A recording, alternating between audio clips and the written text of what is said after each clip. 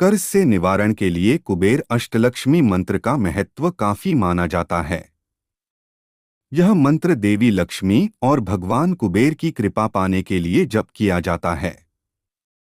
इस मंत्र के जप से आर्थिक समस्याओं से छुटकारा पाया जा सकता। मान्यता है कि इस मंत्र के नियमित जाप से कुबेर देव और अष्टलक्ष्मी की कृपा प्राप्त होती है, जिससे धन की प्राप्ति होती है और आर्थिक समस्याओं से मुक्ति मिलती है। यह मंत्र न केवल आर्थिक समस्याओं का समाधान करता है, इस मंत्र को सुनने या जाप करने के लिए ध्यान और श्रद्धा का होना आवश्यक है। जाप करते समय एकाग्रता बनाए रखें और पूरी निष्ठा के साथ मंत्र का उच्चारण करें। इससे सकारात्मक ऊर्जा का संचार होता है और व्यक्ति को मानसिक शांति भी प्राप्त होती है। इस मंत्र का जाप करने से व्यक्ति को अपने कार्यों में सफलता प्राप्त होती है और आर्थिक समस्याओं से मुक्ति मिलती है। आपका अनुभव और श्रद्धा इस प्रक्रिया में बहुत महत्वपूर्ण होते हैं। नियमित रूप से मंत्र का जाप करने से आपके जीवन में सकारात्मक बदलाव आ सकते हैं। ओम ह्रीं श्रीं क्रीं श्रीं कुबेराय अष्टलक्ष्मी मम ग्रहे धनं पुरय पुरय नमः। ओम ह्रीं श्रीं क्रीं श्रीं कुबेराय अष्टलक्ष्मी मम ग्रहे धनं पुरय पुरय नमः। ओम ह्रीं श्रीं क्रीं श्रीं कुबेराय अष्टलक्ष्मी मम ग्रहे धनं पुरय पुरय नमः। ओम ह्रीं श्रीं क्रीं श्रीं कुबेराय अष्टलक्ष्मी मम ग्रहे धनं पुरय पुरय नमः। ओम ह्रीं श्रीं क्रीं श्रीं कुबेराय अष्टलक्ष्मी मम ग्रहे धनं पुरय पुरय नमः। ओम ह्रीं श्रीं क्रीं श्रीं कुबेराय अष्टलक्ष्मी मम ग्रहे धनं पुरय पुरय नमः। ओम ह्रीं श्रीं क्रीं श्रीं कुबेराय अष्टलक्ष्मी मम ग्रहे धनं पुरय पुरय नमः। ओम ह्रीं श्रीं क्रीं श्रीं कुबेराय अष्टलक्ष्मी मम ग्रहे धनं पुरय पुरय नमः। ओम ह्रीं श्रीं क्रीं श्रीं कुबेराय अष्टलक्ष्मी मम ग्रहे धनं पुरय पुरय नमः। ओम ह्रीं श्रीं क्रीं श्रीं कुबेराय अष्टलक्ष्मी मम ग्रहे धनं पुरय पुरय नमः। ओम ह्रीं श्रीं क्रीं श्रीं कुबेराय अष्टलक्ष्मी मम ग्रहे धनं पुरय पुरय नमः।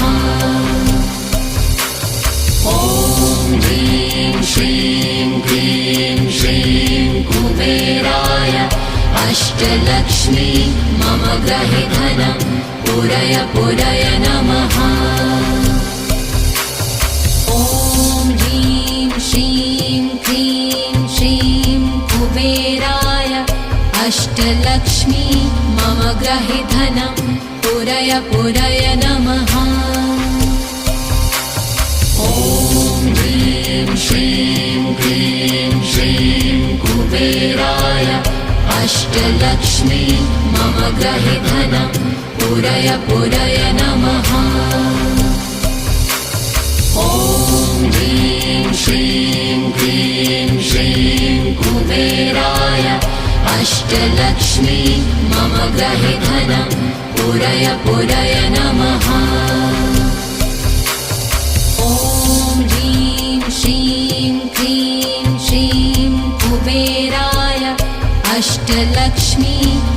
गृहे धनं पूरय पूरय नमः ॐ ह्रीं श्रीं क्लीं श्रीं कुबेराय अष्टलक्ष्मी मम गृहे धनं पूरय पूरय नमः ॐ ह्रीं श्रीं क्लीं श्रीं कुबेराय अष्टलक्ष्मी मम गृहे धनं पूरय पूरय नमः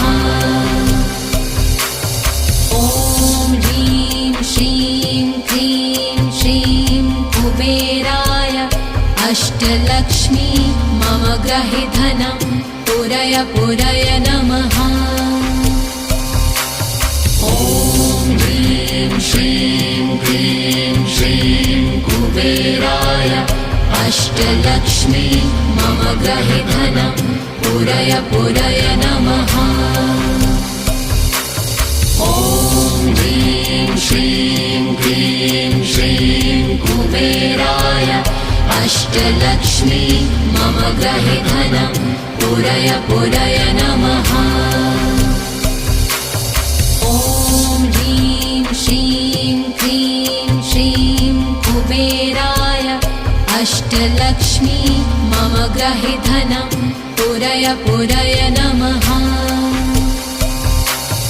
ॐ ह्रीं श्रीं क्लीं श्रीं कुबेराय अष्टलक्ष्मी मम गृहे धनं पूरय पूरय नमः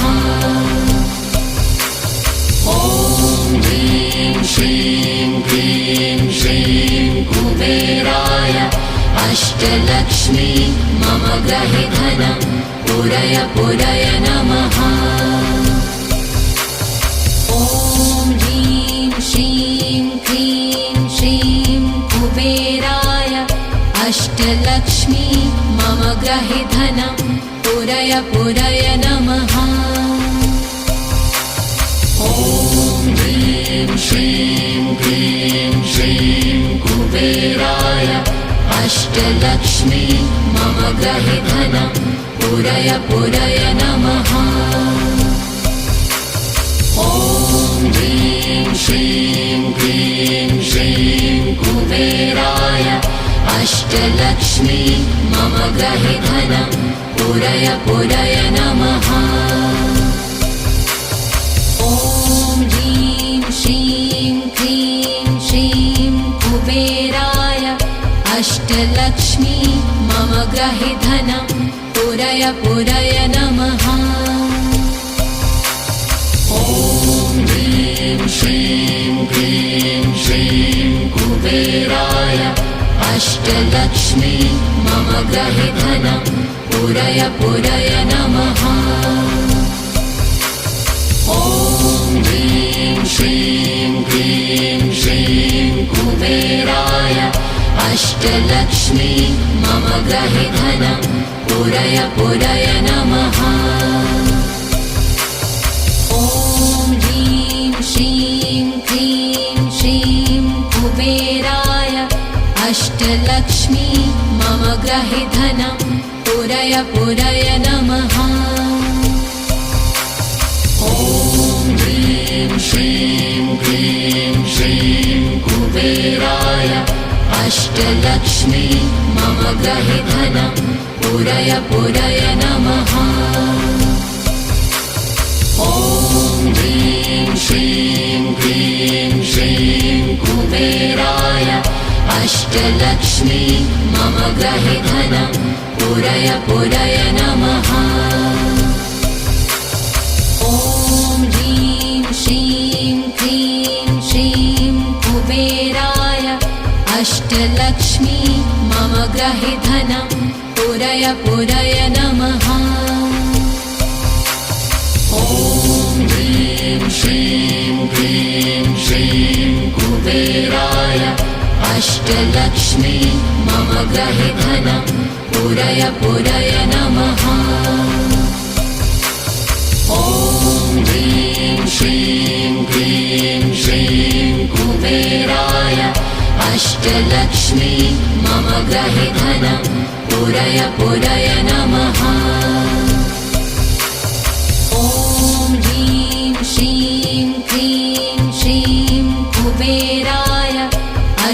अष्टलक्ष्मी मम गृहे धनं पूरय पूरय नमः।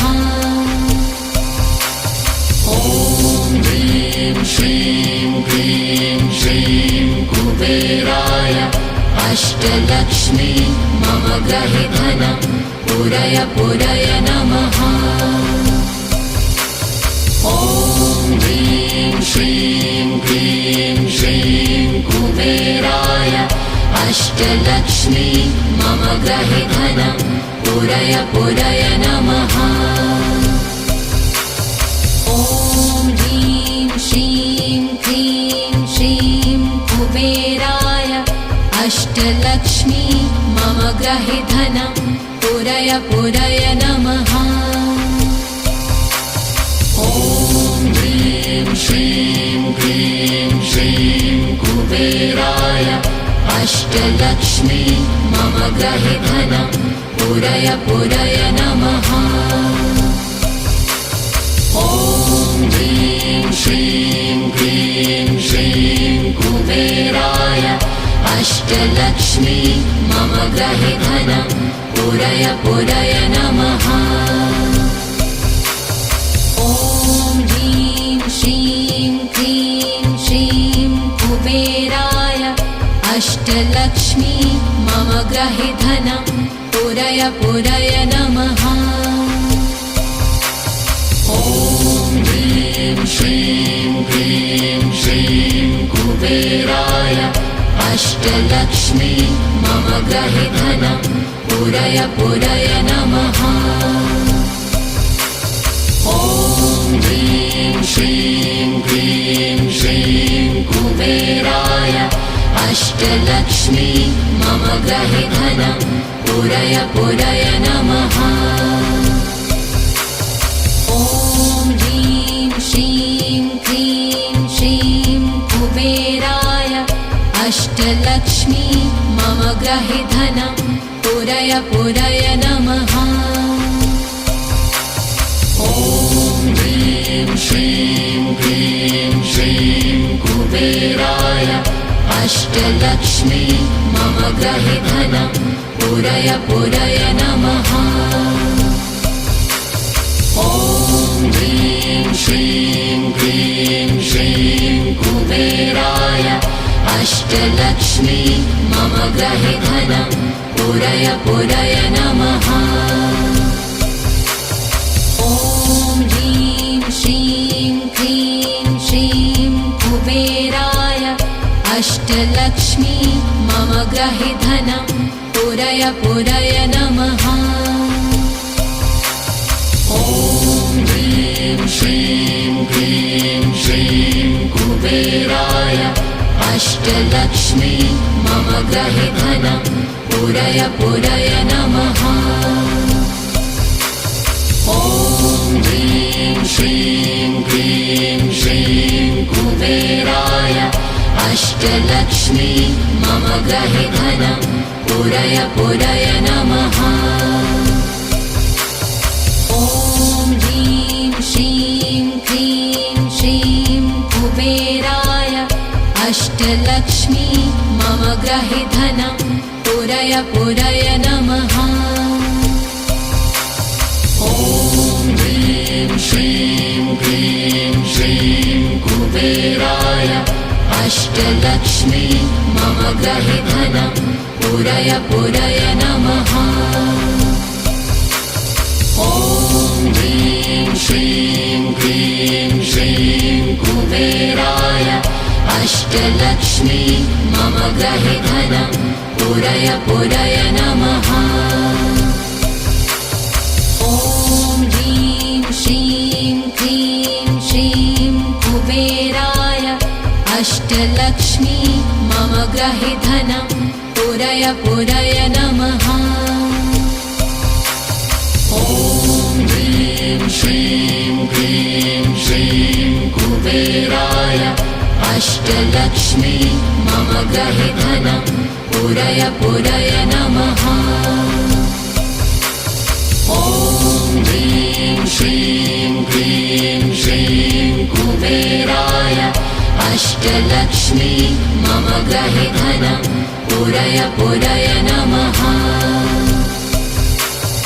ॐ ह्रीं श्रीं क्लीं श्रीं कुबेराय अष्टलक्ष्मी मम गृहे धनं पूरय पूरय नमः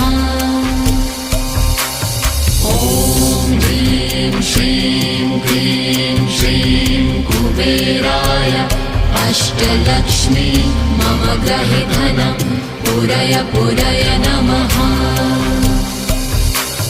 ॐ ह्रीं श्रीं क्लीं श्रीं कुबेराय अष्टलक्ष्मी मम गृहे धनं पूरय पूरय नमः ॐ ह्रीं श्रीं क्लीं श्रीं कुबेराय अष्टलक्ष्मी मम गृहे धनं पूरय पूरय नमः ॐ ह्रीं श्रीं क्लीं श्रीं कुबेराय अष्टलक्ष्मी मम गृहे धनं पूरय पूरय नमः ॐ ह्रीं श्रीं क्लीं श्रीं कुबेराय अष्टलक्ष्मी मम गृहे धनं पूरय पूरय नमः ॐ ह्रीं श्रीं क्लीं श्रीं कुबेराय अष्टलक्ष्मी मम गृहे धनं पूरय पूरय नमः ॐ ह्रीं श्रीं क्लीं श्रीं कुबेराय अष्टलक्ष्मी मम गृहे धनं पूरय पूरय नमः ॐ ह्रीं श्रीं क्लीं श्रीं कुबेराय अष्टलक्ष्मी मम गृहे धनं पूरय पूरय नमः ॐ ह्रीं श्रीं क्लीं श्रीं कुबेराय अष्टलक्ष्मी मम गृहे धनं पूरय पूरय नमः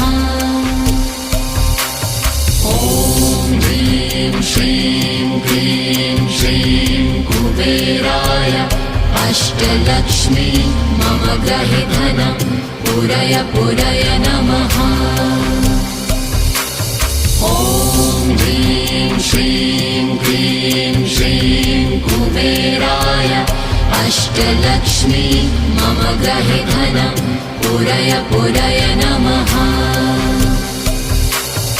ॐ ह्रीं श्रीं क्लीं श्रीं कुबेराय अष्टलक्ष्मी मम गृहे धनं पूरय पूरय नमः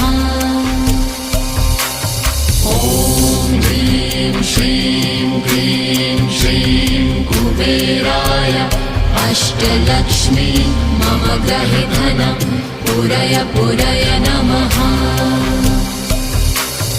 ॐ ह्रीं श्रीं क्लीं श्रीं कुबेराय अष्टलक्ष्मी मम गृहे धनं पूरय पूरय नमः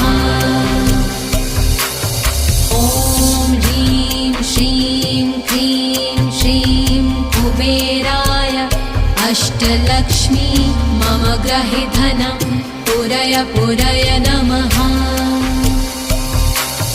ॐ ह्रीं श्रीं क्लीं श्रीं कुबेराय अष्टलक्ष्मी मम गृहे धनं पूरय पूरय नमः ॐ ह्रीं श्रीं क्लीं श्रीं कुबेराय अष्टलक्ष्मी मम गृहे धनं पूरय पूरय नमः ॐ ह्रीं श्रीं क्लीं श्रीं कुबेराय अष्टलक्ष्मी मम गृहे धनं पूरय पूरय नमः ॐ ह्रीं श्रीं क्लीं श्रीं कुबेरलक्ष्मी मम गृहे धनं पूरय पूरय नमः ॐ ह्रीं श्रीं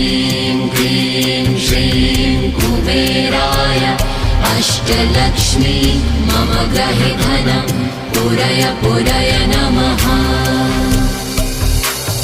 ॐ ह्रीं श्रीं क्लीं श्रीं कुबेराय अष्टलक्ष्मी मम गृहे धनं पूरय पूरय नमः। ॐ ह्रीं श्रीं क्लीं श्रीं कुबेराय अष्टलक्ष्मी मम गृहे धनं पूरय पूरय नमः। ॐ ह्रीं श्रीं क्लीं श्रीं कुबेराय अष्टलक्ष्मी मम गृहे धनं पूरय पूरय नमः। ॐ ह्रीं श्रीं क्लीं श्रीं कुबेराय अष्टलक्ष्मी मम गृहे धनं पूरय पूरय नमः। ॐ ह्रीं श्रीं क्लीं श्रीं कुबेराय अष्टलक्ष्मी मम गृहे धनं पूरय पूरय नमः। ॐ ह्रीं श्रीं क्लीं श्रीं कुबेराय अष्टलक्ष्मी मम गृहे धनं पूरय पूरय नमः। ॐ ह्रीं श्रीं क्लीं श्रीं कुबेराय अष्टलक्ष्मी मम गृहे धनं पूरय पूरय नमः। ॐ ह्रीं श्रीं क्लीं श्रीं कुबेराय अष्टलक्ष्मी मम गृहे धनं पूरय पूरय नमः। ॐ ह्रीं श्रीं क्लीं श्रीं कुबेराय अष्टलक्ष्मी मम गृहे धनं पूरय पूरय नमः। ॐ ह्रीं श्रीं क्लीं श्रीं कुबेराय अष्टलक्ष्मी मम गृहे धनं पूरय पूरय नमः। ॐ ह्रीं श्रीं क्लीं श्रीं कुबेराय अष्टलक्ष्मी मम गृहे धनं पूरय पूरय नमः। ॐ ह्रीं श्रीं क्लीं श्रीं कुबेराय अष्टलक्ष्मी मम गृहे धनं पूरय पूरय नमः। ॐ ह्रीं श्रीं क्लीं श्रीं कुबेराय अष्टलक्ष्मी मम गृहे धनं पूरय पूरय नमः। ॐ ह्रीं श्रीं क्लीं श्रीं कुबेराय अष्टलक्ष्मी मम गृहे धनं पूरय पूरय नमः। ॐ ह्रीं श्रीं क्लीं श्रीं कुबेराय अष्टलक्ष्मी मम गृहे धनं पूरय पूरय नमः। ॐ ह्रीं श्रीं क्लीं श्रीं कुबेराय अष्टलक्ष्मी मम गृहे धनं पूरय पूरय नमः। ॐ ह्रीं श्रीं क्लीं श्रीं कुबेराय अष्टलक्ष्मी मम गृहे धनं पूरय पूरय नमः। ॐ ह्रीं श्रीं क्लीं श्रीं कुबेराय अष्टलक्ष्मी मम गृहे धनं पूरय पूरय नमः। ॐ ह्रीं श्रीं क्लीं श्रीं कुबेराय अष्टलक्ष्मी मम गृहे धनं पूरय पूरय नमः। ॐ ह्रीं श्रीं क्लीं श्रीं कुबेराय अष्टलक्ष्मी मम गृहे धनं पूरय पूरय नमः ॐ ह्रीं श्रीं क्लीं श्रीं कुबेराय अष्टलक्ष्मी मम गृहे धनं पूरय पूरय नमः ॐ ह्रीं श्रीं क्लीं श्रीं कुबेराय अष्टलक्ष्मी मम गृहे धनं पूरय पूरय नमः ॐ ह्रीं श्रीं क्लीं श्रीं कुबेराय अष्टलक्ष्मी मम गृहे धनं पूरय पूरय नमः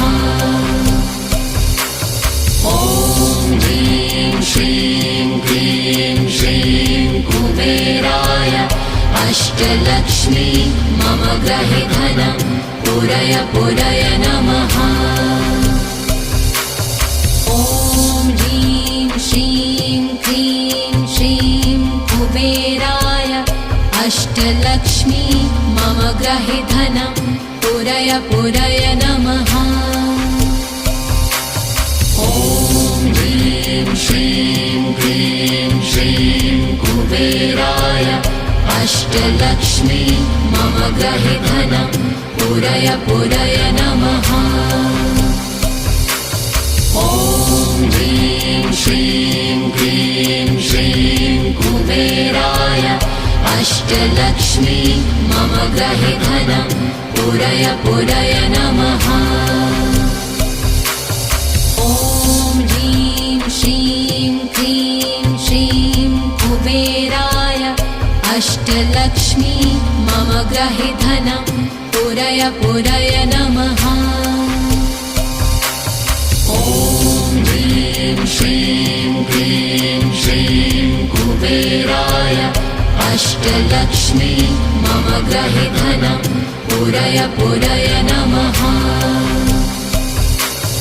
ॐ ह्रीं श्रीं क्लीं श्रीं कुबेराय अष्टलक्ष्मी मम गृहे धनं पूरय पूरय नमः।